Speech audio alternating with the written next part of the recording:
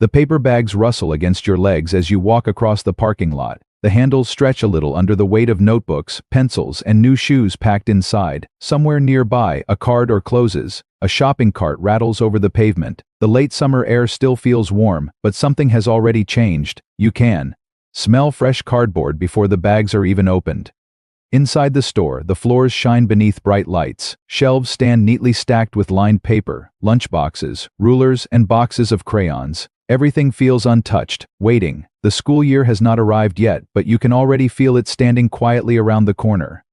Your fingers slide across smooth notebook covers. The pages feel cool. The smell of ink and paper rises into the air. New pencils sit in perfect rows, their erasers clean and pink. Even the smallest things seem important. Parents move slowly beside us. They compare prices. They check lists folded inside wallets and purses. Children hold on to boxes of crayons or glance toward the shoe department, wondering which pair might be theirs.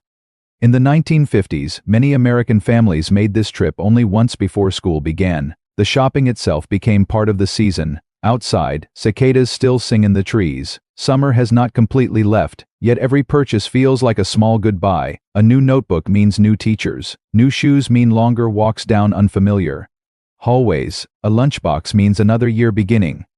The bags grow heavier as we head back toward the car. The sun hangs low above the parking lot. You can almost hear the coming school bell long before it rings. For a moment, summer and autumn stand together beside us, and neither one wants to leave.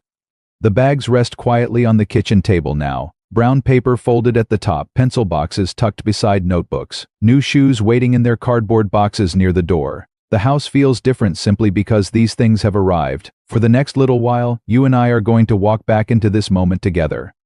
We are going to relive the entire experience, from the first shopping trip to the final evening before school begins. We will stand beneath the bright store lights again. We will carry the bags home. We will sit at the kitchen table and open every package one more time. And somewhere along the way, we may discover something else. Because this was never only about buying supplies. There was a feeling hidden inside these trips, a quiet anticipation, a slowing down. Families moved together. Stores marked the changing season. Children imagined the year ahead while parents prepared them for it. The world seemed willing to wait. Today, many school supplies arrive in shipping boxes left on the porch. Lists appear. On screens, orders are completed in minutes. The task remains, but the feeling often slips away before we notice. That is one of the small mysteries we will carry with us. Why did something as ordinary as buying notebooks and shoes feel so important? And why does remembering it still make people smile? If you love returning to these small forgotten moments, consider subscribing to The Way We Were so you do not miss the next one. For now, the afternoon sun is still shining outside. The stores are still open. The shopping lists are folded in someone's pocket.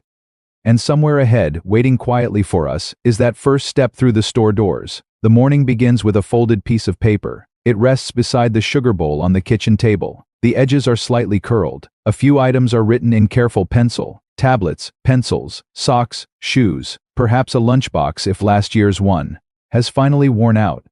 The window is open. Warm air drifts through the kitchen. Somewhere outside, a lawnmower hums in the distance. Summer still feels very much alive, yet something in the house has already begun to change. You sit at the table and read the list again. The words seem simple, but they carry enormous weight. Every item points toward a classroom that has not yet been entered. A teacher whose face is still unknown. A desk waiting somewhere inside a school building. Breakfast feels quieter this morning. Parents sip coffee. Children glance at calendars. Nobody says much at first. There is still enough summer left to enjoy, but not enough to ignore what is coming. Shoes are tied. Car keys appear. The screen door closes behind us, and suddenly the day has started. The drive itself becomes part of the ritual. The roads pass slowly beneath the tires. Service stations stand along the roadside. Small stores display signs in their windows. The sky feels wide above the car. Many American families in the 1950s made these shopping trips during the final weeks of August, turning them into an unofficial end to summer. The children watch everything. You notice bicycles leaning against fences, boys playing catch in empty lots, girls skipping rope on sidewalks. Everyone seems to be living through the same final days at exactly the same time. The stores begin to appear. Large windows hold displays of notebooks and school clothes. Signs promise sturdy shoes and fresh supplies. The front doors open again and again as families walk inside carrying lists similar to yours. There is excitement, but there is also nervousness. A new school year always asks something from us. It asks us to grow slightly older, to move ahead, to leave something behind. Even children who look forward to school sometimes feel that small ache hiding underneath the excitement. You can almost feel it sitting quietly in your chest.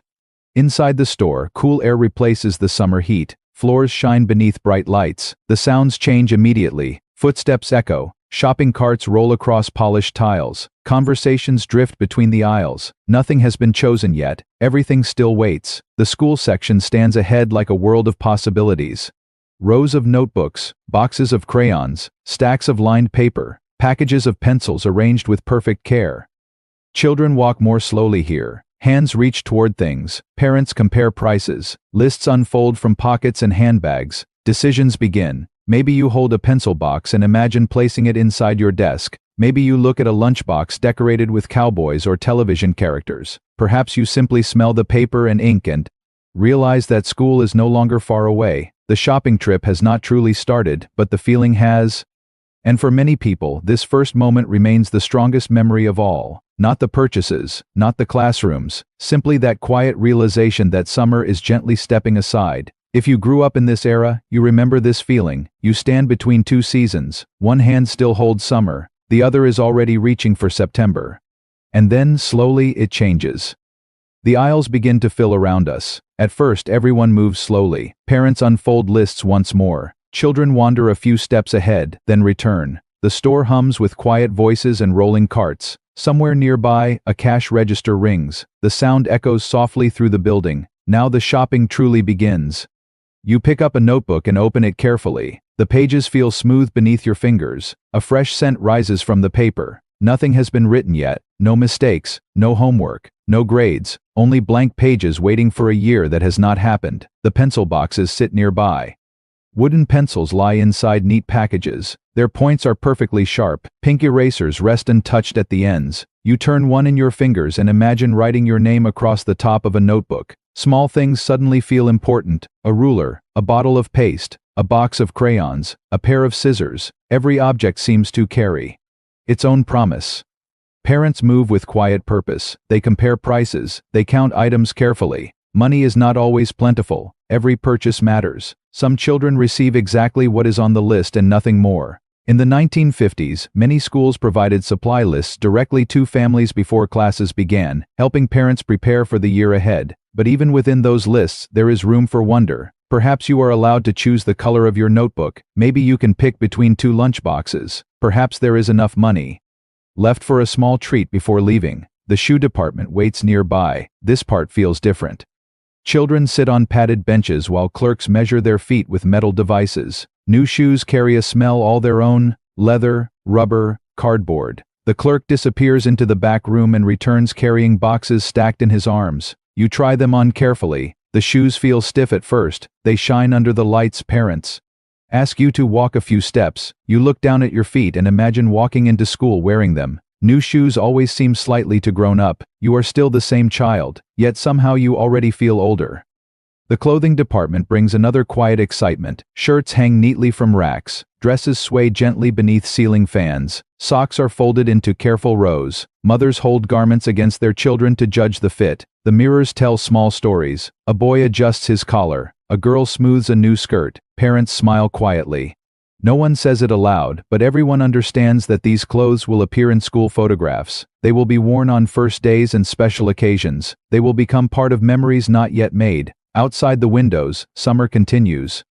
Cars move through the parking lot. Sunlight falls across the pavement. Somewhere children still ride bicycles and chase baseballs in empty fields. But inside the store, another season is arriving. The shopping carts become heavier now. Paper bags begin filling with supplies. Notebooks stack together. Crayons disappear into sacks. Shoes return to their boxes. Parents check the list again, crossing out each item one by one. There is satisfaction in this. The work is being done, the year is being prepared, and the children begin to feel something new: relief. School no longer feels distant and uncertain. It starts becoming real. The teacher may still be unknown. The classroom may still be unseen. But these supplies create a bridge between today and that first morning. You can almost imagine your desk. You can almost hear the bell. You can almost smell the classroom chalk. Sometimes a small Reward waits near the front of the store. A cold soda, a candy bar, an ice cream cone on the drive home. Parents rarely announce it beforehand, which makes it feel even more special. The shopping trip becomes more than an errand. It becomes an event, a family memory. A marker that summer is changing. If you grew up in this era, you remember this feeling. You remember carrying your own bag. You remember looking inside it again and again. You remember believing that somewhere inside those notebooks and pencils, an entirely new year was waiting. And then slowly it changes. The sun hangs lower now. The shopping bags sit beside us in the car. Some rest on the floor. Others lean against the seats. Every turn sends them sliding slightly, their paper sides rustling together. The store is behind us, but the experience is not over. In many ways, this is the part people remember most. The drive home feels different from the drive there. When we left the house, everything still belonged to summer. The school year was an idea somewhere ahead. Now it's beside us inside brown paper bags and cardboard boxes. You look down at them again and again. The notebooks are yours, the pencils are yours, the shoes are yours, and the year ahead suddenly feels real. Outside the car window, familiar streets pass slowly. Trees move gently in the warm breeze. Service stations, grocery stores, and small diners slide by. Children still play in front yards. A baseball game continues in an empty lot. The world looks exactly the same, yet somehow it feels different. The bags come inside the house. They are placed carefully on the kitchen table or spread across the living room floor. Parents untie strings. Paper crinkles. Boxes open one by one. The afternoon sunlight falls across everything. This moment belongs entirely to the child. You lift each item out slowly. The notebook covers shine. The crayons sit in perfect rows. The pencil points remain untouched. You open every package even if there is no reason to do so. You smell the paper. You test the eraser. You place the ruler against the edge of the table. Every object deserves attention. Children often spent hours arranging their supplies. Before school began, carefully placing each item exactly where it belonged. There is no hurry. The year has not started yet. That makes this moment special. The supplies exist in a quiet space between purchase and use. They belong neither to summer nor to school. They sit in the middle, waiting patiently. Some children write their names immediately. Others place books in neat stacks. A lunchbox may open and close several times. New shoes might be tried on again in the bedroom mirror. Pencils are counted. Crayons are inspected. Nothing is ordinary. Parents watch from nearby. Perhaps a mother folds new clothes. A father reads the newspaper while glancing toward the kitchen table. The conversation remains simple. Keep those together. Don't lose the eraser. Your teacher will like that. These small sentences stay in memory for decades. Evening slowly arrives. The sunlight grows softer. Shadows stretch across the floor. Supper begins cooking somewhere in the house. The smell of food mixes with paper, cardboard, and fresh fabric. You gather the supplies once more. Maybe they are placed inside a drawer. Maybe they return to their bags. Perhaps they stay neatly stacked beside the bed. You know they are there. That knowledge changes everything. The future now has shape. School no longer feels like a distant idea. It feels close enough to touch. There may still be worries. Will the teacher be kind? Will old friends be in the same class? Will the lessons be difficult? Those questions remain, but the supplies offer comfort. The pencils wait patiently. The notebooks promise empty pages. The shoes stand ready beside the door. For a little while, the entire year ahead seems contained inside these simple objects. If you grew up in this era, you remember this feeling. You remember opening the bag one last time before bed. You remember touching the smooth covers again. You remember believing that something wonderful might happen simply because everything was new. The house becomes quiet. Summer evenings drift through open windows, and somewhere in the distance, the first school bell of the year is already beginning to ring, and then slowly it changes. The house feels quieter now. The shopping bags have disappeared. The boxes are empty. The receipts have been tucked into drawers. The excitement that carried us through the store has softened into something gentler. The supplies wait patiently.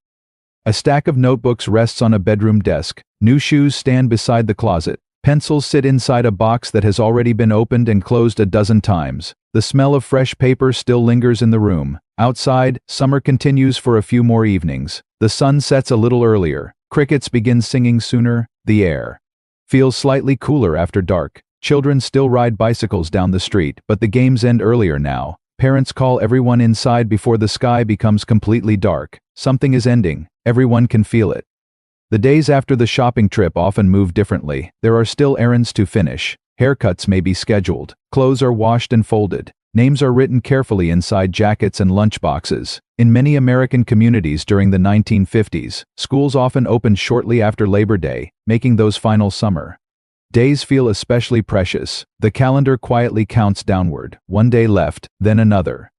You begin checking your supplies again. You sharpen pencils that are already sharp enough. You open notebooks whose pages remain perfectly blank. You try on your new shoes one more time. The future sits only a few days away. Evenings become the heart of these final moments. The family gathers after supper. A fan turns slowly in the corner of the room. The radio plays softly somewhere in the house. Parents speak about schedules and teachers. Children listen while pretending not to. Outside the windows, porch lights appear one by one. The neighborhood feels calm. You may lie awake slightly longer than usual. Thoughts drift through your mind. The classroom, the teacher, the desk, the first morning. Excitement and nervousness sit beside each other. Neither one leaves. Then the final evening arrives. Clothes are laid out carefully. Shoes stand beside the bed. Supplies are packed together. A lunch box waits on the kitchen counter. The house grows very still. You walk through your room once more. Summer toys remain where they were left. Baseball gloves hang on hooks. Bicycles rest in garages. The world of vacation and freedom still exists, but it is already beginning to fade. The window remains open. Warm air enters the room. You hear distant voices outside. A passing car, crickets in the grass, a screen door closing somewhere down the street, and suddenly you realize that the shopping trip is over. Its purpose has been fulfilled. The notebooks are no longer simply notebooks. They belong to tomorrow. The shoes no longer belong to the store. They belong to the first walk into school. Everything has crossed quietly from one season into another. If you grew up in this era, you remember this feeling. You remember lying in bed and thinking about the morning ahead. You remember hearing the sounds of late summer outside your window. You remember understanding, perhaps for the first time each year, that life keeps moving forward. The house falls silent. The lights go out. The supplies wait in the darkness, and somewhere beyond the night, the school year is already beginning.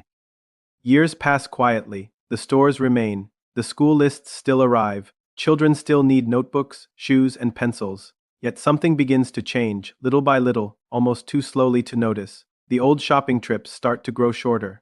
Families become busier. Schedules fill with work, activities, and appointments. Large department stores give way to bigger buildings, brighter lights, and faster aisles. What was once an event slowly becomes another task to complete. The waiting begins to disappear.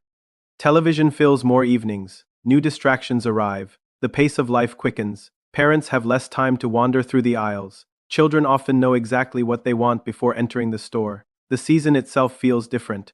Summer once seemed to stretch endlessly. Those final weeks carried a gentle slowness. There was time to sit at kitchen tables, unfold lists, and spend an afternoon choosing notebooks one by one. But the world keeps moving. By the end of the century, many supplies are purchased quickly in large stores. Later, some begin arriving inside cardboard shipping boxes left on front porches. Lists move on to screens. Orders take only minutes. The supplies still arrive, but the journey often disappears. The quiet drive, the careful choosing, the smell of paper aisles, the sound of shoeboxes opening, the slow walk back to the car carrying bags filled with possibility. None of these moments vanish all at once. They simply become smaller, and perhaps that is what people miss most. Not the pencils, not the notebooks, not even the stores themselves. What fades is the feeling that an entire season pauses for a single afternoon. Families moving together, children standing between summer and autumn, the world slowing down long enough to let a simple shopping trip become a memory. Some feelings leave American life very softly. No announcements, no final day, just fewer people returning. And one day, without realizing it, we discover that we miss something we never expected to lose. Maybe you remember a shopping trip like this. Perhaps it was a small department store in your town. Maybe it was a crowded downtown shop with polished floors and long aisles. Or perhaps it was simply a local store where everyone seemed to know one another. The details may be different, but the feeling often remains the same. You remember the warmth outside and the cool air inside the store. You remember holding a list in your hand. You remember seeing rows of notebooks that somehow felt more important than anything else in the world. Maybe your mother compared prices while you waited beside her. Maybe your father carried the bags back to the car. Perhaps you were allowed to choose your own lunchbox, your own pencils, or the color of your notebook covers. These small moments rarely seemed important at the time, yet years later they return unexpectedly. The smell of paper in a store, a pair of new shoes, a sharpened pencil, A cardboard box opened at the kitchen table. Suddenly, an entire season comes back. Perhaps what we truly remember is not the shopping itself. It is the feeling of being cared for. Someone made the trip with us. Someone helped us prepare for what was ahead. Someone quietly told us that we were ready for another year. The supplies eventually disappeared. The notebooks filled. The shoes wore out. The crayons became shorter, but the feeling stayed. Maybe you remember sitting on your bed the night before school started, looking once more at everything you had brought home. Maybe you remember the nervous excitement that made it difficult to sleep. And perhaps even now, some part of you still carries that child who stood in those aisles, holding a new pencil and imagining the year ahead, because certain memories never really belong to the past. They simply wait quietly until something brings them home again. Some feelings do not last, but they are never really gone. The paper bags may have disappeared, the notebooks have long since been filled, the shoes wore out many years ago, the stores themselves may have changed beyond recognition, yet somewhere inside us that late summer afternoon still waits, the warm air outside the car. The smell of fresh paper, the sound of a cash register in the distance, the feeling of carrying home an entire school year inside a brown paper bag. Perhaps that is why these memories stay with us. They remind us that ordinary moments were never truly ordinary. They were small ceremonies that helped us move from one season of life to another. They taught us that growing up could feel exciting and a little frightening at the same time. Some feelings do not last, but they are never really gone.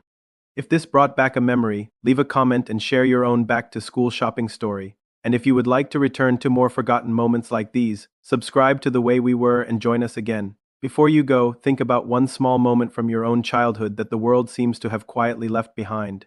Which one should we bring back next?